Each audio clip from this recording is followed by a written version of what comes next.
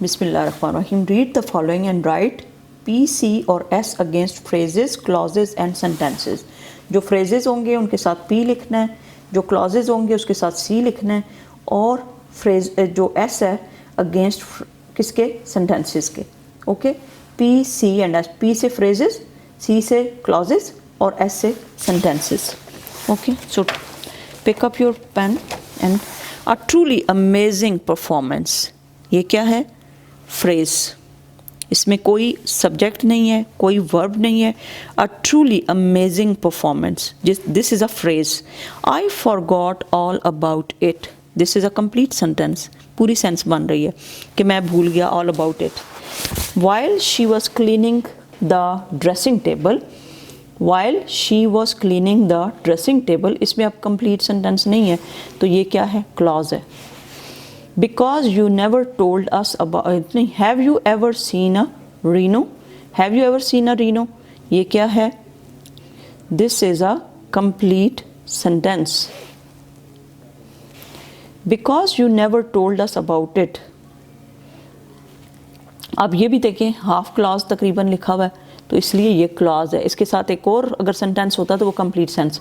A new day, a new beginning. तो ये phrase होगा क्योंकि इसमें ना पूरी सेंस भी नहीं बन रही. As he walked along the road. As he walked along the road leading to the village. अब ये भी एक क्लॉज है. नेक्स्ट उन्होंने अगर पूरा होता तो हमें समझ आ जाती. What a pleasant surprise. तो ये क्या है? ये भी एक फ्रेज है, तो पी लिख देंगे. Although they said they could not hear the noise.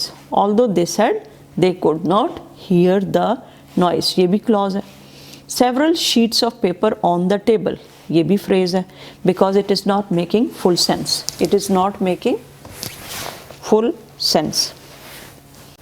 Bismillahirrahmanirrahim. Let's start.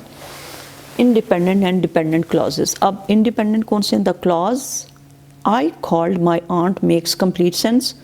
You can stand independently as a sentence. It is an independent clause. Every independent clause can function as a sentence. जो independent clause है वो function करता है sentence की तरह. अब यहाँ पे the second clause, because she is unwell, does not make complete sense by itself. It depends upon the first clause. जैसे आप कोई कह दे she is unwell, तो ये अब half sentence है और हमें समझ नहीं आ रहा, तो ये क्या है? It is not making complete sense. अब I read each of the sentences and identify the independent clause and the dependent clause. अब आपने क्या बताना है कि ये independent है जिसको किसी और sentence की ज़रूरत नहीं है, और ये dependent clause है जिसको एक और सहारे की ज़रूरत है. One has been done as an example. अब देखें, it was a hot day, so the children played indoors. क्योंकि गर्मी थी तो बच्चे अंदर खेले, तो independent clause है. It was a hot day और dependent है so the children played indoors. Independent कौन सा है? जिसको किसी और सेंटेंस की ज़रूरत नहीं है. It was a hot day so the children played indoors. ये independent, ये dependent है क्योंकि ये अगर अकेला होगा तो इसकी सेंस नहीं बनेगी, इसके साथ इसका होना ज़रूरी है. लेकिन ये अगर अकेला होगा तो इसको किसी और की ज़रूरत नहीं है. Everyone clapped when the dance performance was over. Everyone clapped, ये independent है और बाकी सारा जो है वो dependent है. If you talk so loudly, the child will wake up. The child will wake up. So the child will wake up is independent. Where it is? If you talk so loudly is dependent. ये dependent है, D लिख देते हैं, और ये वाला जो है independent है. यहाँ पे बेशक इसको मैं दिखा देती हूँ. The child will wake up. Independent, dependent. If you talk so loudly. Independent, switch off lights. फिर है dependent, before you leave the room. Switch off lights यानी लाइटें बंद कर देना जब तुम कमरे में से बाहर निकलो. तो यहाँ पे क्या है? Switch off lights when you switch off lights before you leave the classroom. Then है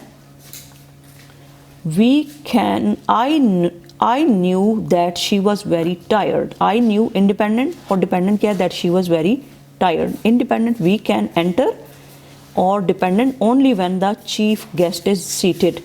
You can participate, independent or dependent, because you are 12 years old. Independent, she is coming home early because she is hungry dependent. इसी तरह 9 पे देखें, he can complete his this work, he can complete this work when he goes home, he can complete this work when he goes home.